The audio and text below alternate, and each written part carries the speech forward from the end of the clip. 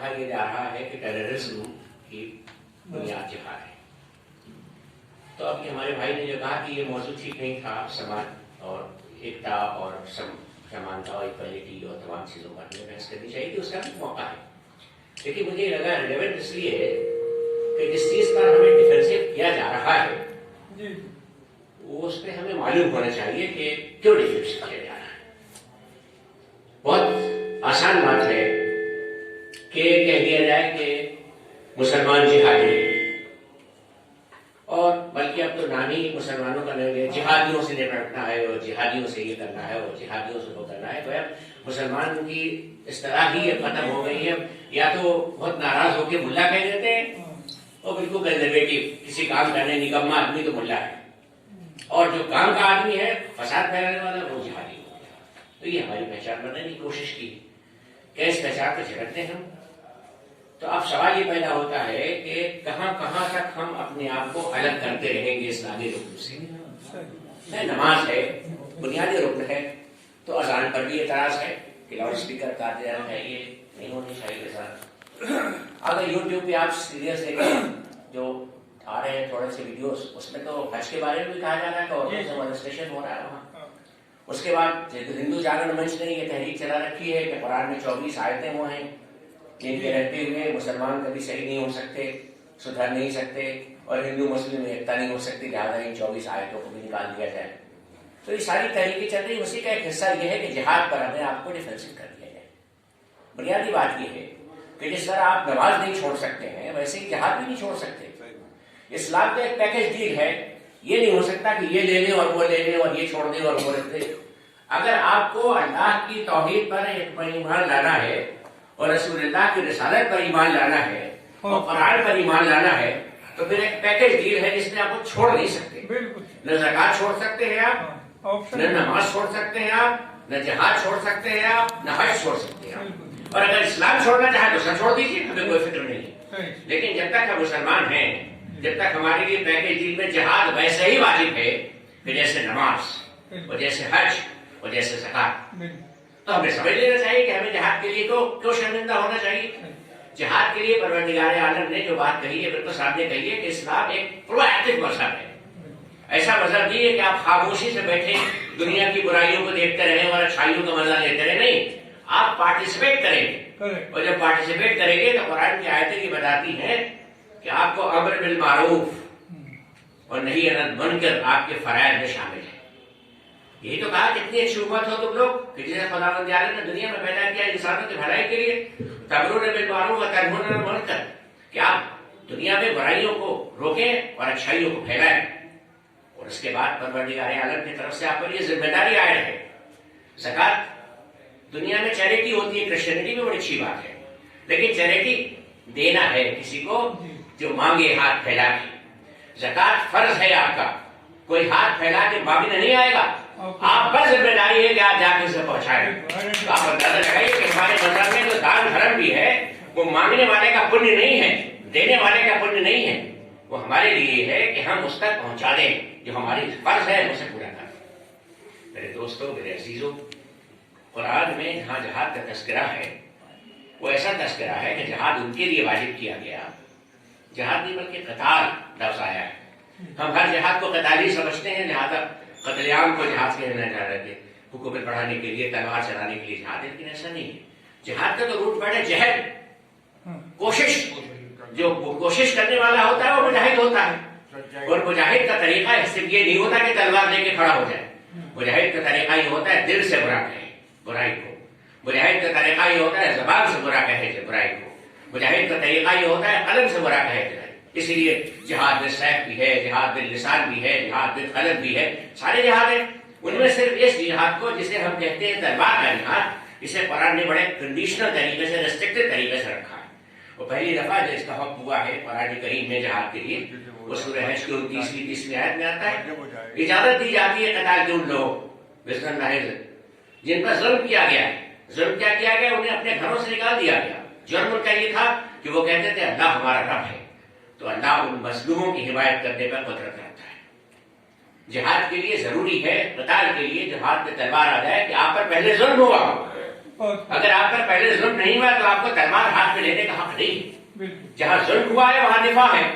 آپ پر پہلے ظلم ہوا ہے, آپ نے ظلم کو برداشت کیا ہے صبر کے ساتھ, اور اب پروردگار عالم آپ کی مدد کے لیے تیار ہے. مظلوم تو کمزور ہوتا ہی ہے, اور جب مظلوم کمزور ہوتا ہے تو خداوند جعل اس کی مدد کا قدرت رکھتا ہے. احساس دلا رہا ہے کہ تمہیں گھبرانے کی ضرورت نہیں ہے کہ تم مظلوم ہو اور کمزور ہو, ہم تمہاری مدد کے لیے تیار ہیں. تو اگر یہ ہمارے سامنے ہے تو اس کا مطلب یہ پہلے ہماری طرف سے نہیں ہے, پہل ظالم کی طرف سے. ظالم نے اگر اب تک پہل کی ہے تو پھر ہم اس کا بدلہ لینے کے لیے خداوند عالم کے حکم کا انتظار کرتے ہیں کہ جب خداوند عالم ہمیں اجازت دیتا ہے تب ہم تلوار اٹھاتے ہیں. اب قرآن کی جتنی آیتیں ہیں کہ کافروں سے لڑو, یہ ان کافروں سے لڑنے کے لیے نہیں جو آپ کا پڑوسی ہے, یہ ان کافروں سے لڑنے کے لیے نہیں جو آپ کے محلے پڑوس میں آپ کے ساتھ بزنس کر رہا ہے, یہ ان کافروں سے لڑنے کے لیے ہے جنہوں نے آپ کے خلاف تلوار اٹھائی ہے. اگر آپ اس پر تلوار نہیں اٹھائیں گے تو پھر وہ آپ کا قتل کر دے گا. یہ دفاعی جہاد ہے جس کی طرف قرآن کریم ہمیں اشارہ کر رہا ہے, اور ہمیں اس پر شرمندہ ہونا نہیں چاہیے.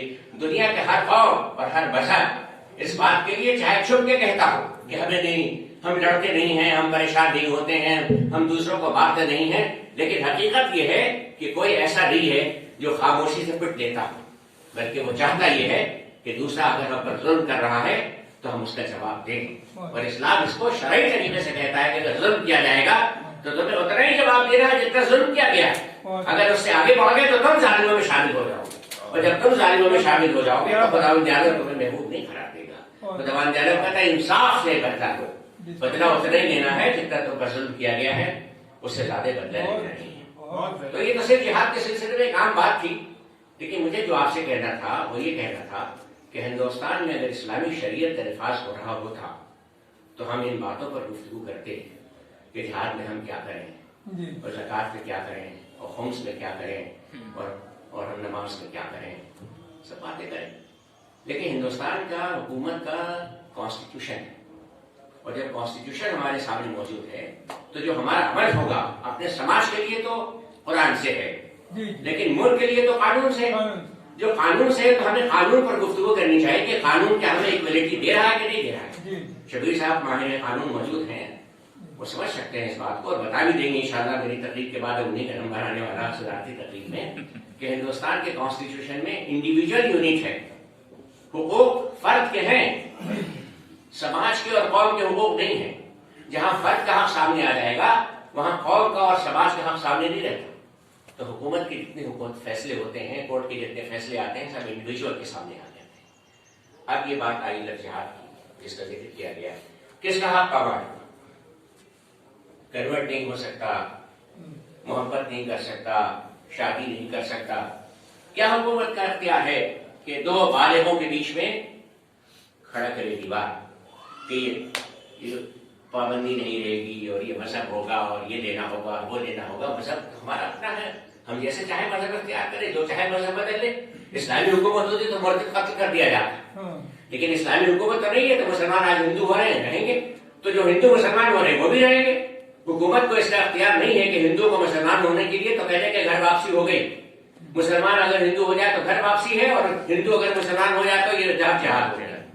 اس لیے حکومت نے جو قانون بنایا ہے اس قانون کی ہمیں مخالفت کانسٹیٹیوشن کی بنیاد پر کرنی چاہیے کہ فنڈامنٹل ہیومن رائٹ اور انڈیویجول رائٹ کو قید کیا جا رہا ہے, لہٰذا ہمیں اس کے خلاف کھڑا ہونا ہوگا.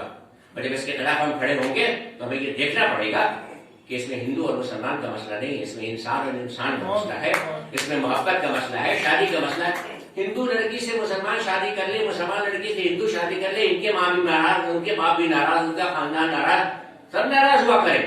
لیکن ہندوستان کا قانون ناراض نہیں ہے. ہندوستان کا قانون یہ کہہ رہا ہے کہ 18 برس کی عمر ہو گئی ہے, وہ بالغ ہے لڑکا اور لڑکی, تو اسے اپنی پسند کی شادی کرنے کے لیے اپنے سوچ چننے کا اختیار ہے. اور ہمیں حکومت میں یہی زور ڈالنا چاہیے کہ ہم یہ نہیں دیکھیں گے کہ ماں خوش ہے کہ باپ خوش ہے کہ سماج ناراض ہے کہ کون ناراض ہے. ہم یہ دیکھیں گے کانسٹیٹیوشن میں کیا کہا گیا ہے. اگر کانسٹیٹیوشن میں انڈیویجول رائٹ کو ریفلیکٹ کیا گیا ہے تو ہمیں اس کے لیے کرنا چاہیے, چاہے اس کے لیے آپ مسلمان ہوں یا ہندو ہوں, اس سے فرق نہیں پڑتا. صرف یہ ہے کہ ہندوستانی اس کانسٹیٹیوشن کی بات کر رہے ہیں جو کانسٹیٹیوشن اس وقت ناسب العمل ہے. اجی دیکھیے آپ کہتے ہیں 3 طلاق, 3 طلاق اور 4 طلاق کا مسئلہ نہیں ہے, مسئلہ طلاق ہے. طلاق سے جو فیملی ٹوٹ جاتی ہے اس کا پروسیجر کیا ہونا چاہیے.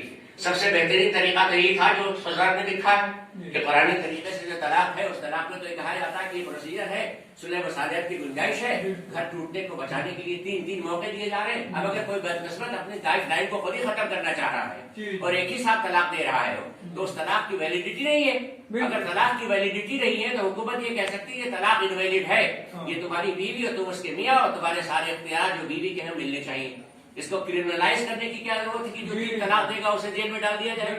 کرمنلائز کرنے پہ اعتراض ہے، اس پہ اعتراض نہیں کہ طلاق انویلڈ، ہم تو کہتے ہیں کہ طلاق انویلڈ، اس لیے کہ سوائے حنفیوں کے اور کوئی یہ نہیں کہتا کہ 3 طلاق ویلڈ ہے، سب کہتے ہیں۔ اور حنفی بھی جس بنیاد پر کہتے ہیں اس بنیاد پر گنجائش ہے کہ 3 طلاق پرمیسیبل ہے، لیکن پرمیسیبل 3 طلاق کے سلسلے میں رکاوٹ کی گنجائش ہے، اور رکاوٹ کی گنجائش ہے تو آپ رکاوٹ تو نہیں کر سکتے، رکاوٹ کر سکتے ہیں، لیکن جس نے 3 طلاق دے دیا ہے، ایک ہی بار میں چھوڑ دیا ہے، کیا اس شوہر کو بند کر دیا جاتا ہے اگر وہ مسلم نہیں ہو؟